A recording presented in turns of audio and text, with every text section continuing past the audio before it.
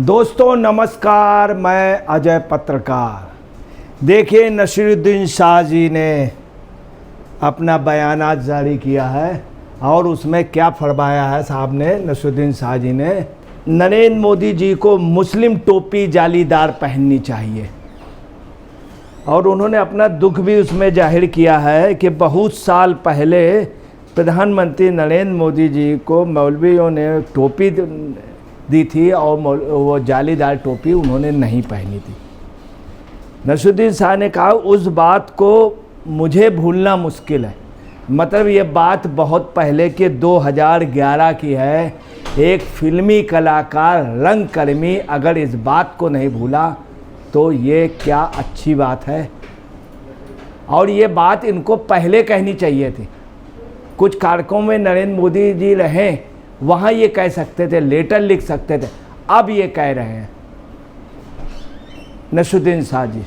नसीरुद्दीन शाह जी इसके बाद ये कह रहे हैं कि उस बात को भूलना मुश्किल है। 2011 की बात को आपको था। उन्होंने कहा टोपी पहनना मुस्लिम भी अगर ये पहन लेते हैं तो मुस्लिम भी देश के नागरिक हैं।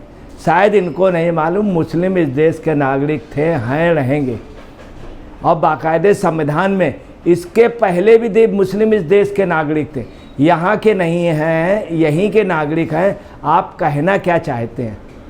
आपका भावना ये कह रही कि आप अपने को यहाँ का नागरिक नहीं मानते हैं। मुस्लिम भी इस देश, इसका मतलब आप कहाँ के नागरिक मानते हैं अपने को? आप इस देश के नागरिक हैं, आप हिंदुस्तानी, आप भारतीय हैं, आप इंडियंस हैं। इसके बाद ये कह रहे हैं कि मुस्लिम से नफ़रत करते हैं। तो ये राजनीतिक भाषा करना, 2011 की करना इतने बड़े कलाकार को, ये है क्या? रियलिटी ये है कि इनकी एक फिल्म आ रही है साइबर अपराध पे, और इनकी आदत है शुरू से। नसीरुद्दीन साहब बहुत अच्छे कलाकार थे, बहुत अच्छे कलाकार थे। कम्युनिस्टों का इनको बहुत ज़बरदस्त सपोर्ट था, पूरी वामपंथी लॉबी, कांग्रेस लॉबी, और इसमें कोई शक नहीं, कला इनकी अच्छी थी। एक अच्छे आर्टिस्ट है, थिएटर आर्टिस्ट में कोई जोड़ नहीं। कम्युनिस्टों ने इनको ना राज्यसभा दिया, ना कांग्रेस ने राज्यसभा दिया। आज इनको ये भी एक मलाल है, पद्म विभूषण भी इनको नहीं मिला। पद्म विभूषण उनको मिलता है एन.टी. रामाराव जी वगैरह, या जो और लोग रहे हैं जैसे जयललिता जी और एम.जी. रामचंद्रन, तो इनके काम बहुत थे। एन.टी. रामाराव जी ने सिंचाई विभाग को अपने फिल्मी कैरियर के पैसे दिए थे, पूरे सिंचाई विभाग को पूरा खर्चा दिया था जब वो राजनीति में नहीं आए थे। उसके पहले इन्होंने समाज सेवा नाम का कुछ भी नहीं किया। उम्मीदें बहुत पाले। इनकी फिल्म का प्रमोशन है जो सोनू सूद जी कह रहे हैं, इसलिए थोड़ा सा बोल रहे हैं। और बयानात इन्होंने कहाँ दिए हैं? वायर में करण थापर जी। आप वायर के अगर देख लीजिए, उनके जितने भी वो हैं, अधिकतर उनके स्टेटमेंट हैं तो आप देखिए राष्ट्रीय नेशनल फीलिंग से हट करके हैं, नेशनल फीलिंग से हट करके। यहाँ तक आप समझ लीजिए वायर ने कई अलगाववादियों को अपने उस पर सही ठहराया।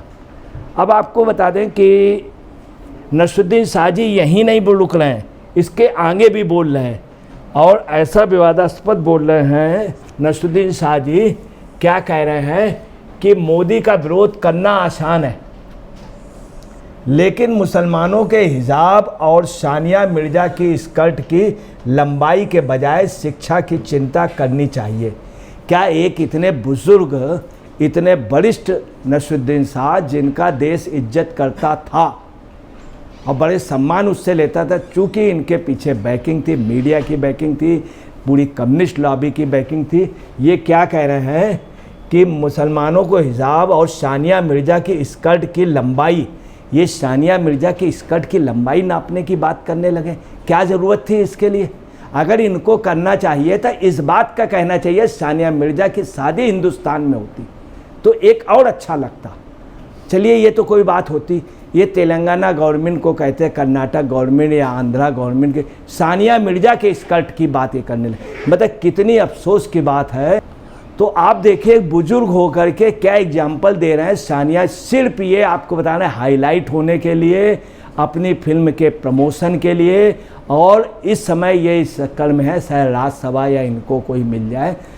पद मिल जाए तो आपको बताना उसके लिए त्याग करना पड़ेगा। लोगों ने त्याग किए हैं, अमिताभ बच्चन ने भी त्याग किया था, इनसे ज़्यादा किया था। अमिताभ बच्चन कई जगह काम भी आए हैं लोगों के, अमिताभ बच्चन ने सोनू सूद काम भी आए हैं।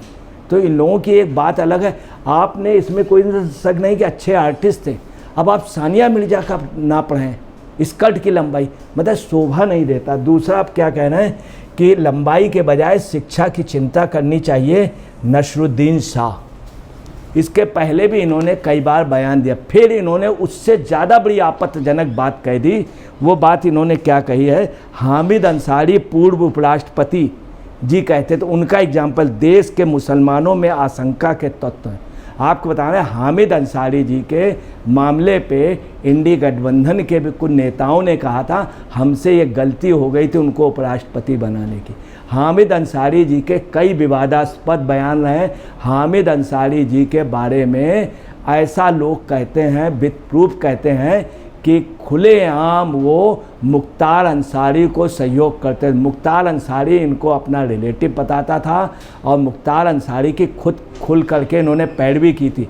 यही नहीं, हामिद अंसारी की फैमिली ने पंजाब में मुख्तार अंसारी के लिए बहुत अच्छी सुविधाएं कराई थी। इसके पहले मुख्तार अंसारी के पास बुलेट प्रूफ गाड़ियाँ जो आर्मी की थी उस पर भी कहा जाता है उन हामिद अंसारी का जिनका कोई आज बात नहीं करता है। तो आप ये समझ लीजिए कि ये इस तरह की बात सिर्फ अपने को हाईलाइट होने के लिए। अब देखिए सानिया मिर्जा के क्या ज़रूरत थी ये बात एग्जाम्पल, कोई और एग्जाम्पल दे देते हैं। एक से एक इनको अगर एग्जाम्पल देना था तो मुस्लिम उसमें अब्दुल कलाम आज़ाद, कितने बड़े अब्दुल कलाम साहब का कितना बड़ा नाम था। तमाम महिलाएं एक से एक अच्छी, वो उनका लेते हैं। मगर इनकी सोच जो देखिए कहाँ तक गई। इन्होंने इसके आगे क्या बोला आप देखिए। अब इन्होंने कहा कि हिजाब और बुर्के से बाहर आना चाहिए, मदरसों वगैरह का विरोध किया। ये देखिए मुस्लिम लेडीज़ें ऐसी बात नहीं, अच्छा पढ़ रही हैं। IAS कैडर में काफ़ी मुस्लिम आए हैं, PCS में काफ़ी मुस्लिम आए, मेडिकल में। इसके लिए इन्होंने कभी भी कुछ नहीं कहा। किसी भी आपको बताना है तुलबा में कभी गए नहीं। इन्होंने तालीम के लिए कभी भी कोई बड़ी जिरह नहीं की, तालीम के लिए कभी कोई भी प्रयास नहीं किया। बस ये हैं अब ये एक्टर से दानिशवर बनना चाहते हैं। तो दानिशवर बनने के लिए आदमी को खुद भी अपने आप में प्रिपेयर होना होगा। अब देखिए किस तरह से ये दिखला रहे हैं। ये देखिए आज मुस्लिम महिलाएं जो हैं एजुकेशन में, सिर्फ कश्मीर में आप समझ लीजिए, कश्मीर की आज ये स्थित है। मीरवाइज और शब्बीर शाह की बेटी ने भी माना था कि कश्मीर में महिलाओं की एजुकेशन बढ़ी। इधर महिलाएं उसके पहले कॉमर्स और साइंस साइड नहीं लेती थी, आज कॉमर्स साइंस साइड, वहाँ से डॉक्टर निकल रही, वहाँ से सिलेक्शन हो रहा है। वहीं की IAS टॉपर निकली, आप समझ लीजिए। तो वहाँ पे आप समझ लीजिए कश्मीर में सब जगह महिलाएं पढ़ रही हैं। उसके लिए आप प्रयास नहीं कर रहे हैं, आप ये कह रहे हैं। दूसरी आपको अब आपको बतलाना है कि ये देखिए ये मोदी जी को टोपी पहनाना चाहते हैं, परंतु इन्होंने खुद ज़िंदगी में अभी तक टोपी पहने इनकी फ़ोटो हम देखते रहें। कोई फ़ोटो दिख जाए तो हम यहाँ पे लगा दें, इनकी टोपी पहने हुए कोई फ़ोटो नहीं आई। ये PM को कह रहे हैं टोपी पहनाने की बात, और ख़ुद टोपी पहनते नहीं। पहले तो इन्हें खुद पहनना चाहिए, मस्जिद में जुमे के दिन बाहर जा कर के टोपी को तस्कीम करें। ये जा कर के कई तुलबा इरादों में जा कर के वहाँ जाएं, वहाँ कुछ नहीं, सिर्फ डायरेक्ट ये PM को सिर्फ हाईलाइट होने के लिए, PM के लिए। ऊपर से ये भी कह रहे हैं कि उनके जीतने पे मुझे बड़ा दुख हुआ, ये मतलब मुझे खुशी हुई। आप देखिए कि PM के हारने पे और इंडी गठबंधन पे इनको खुशी हुई और PM के हारने पे इन्हें बड़ा दुख हुआ। अब इस तरह के बयान करना तो इससे साफ जाहिर होता है। और इन्होंने कभी गरीब मुस्लिम के तालीम के लिए कुछ नहीं किया, कभी तिजारत के लिए उनके लिए कुछ नहीं किया, उनकी सेहत दुरुस्त रहे इसके लिए कुछ नहीं किया। धूप है इस समय जा कर के ये अगर मस्जिदों में जा कर के बाहर जाके टोपियाँ तस्कीम करें तो कोई बात भी, ये डायरेक्ट किसको सलाह दे रहे हैं, PM के लिए, सिर्फ हाईलाइट होने के लिए, सिर्फ हाईलाइट।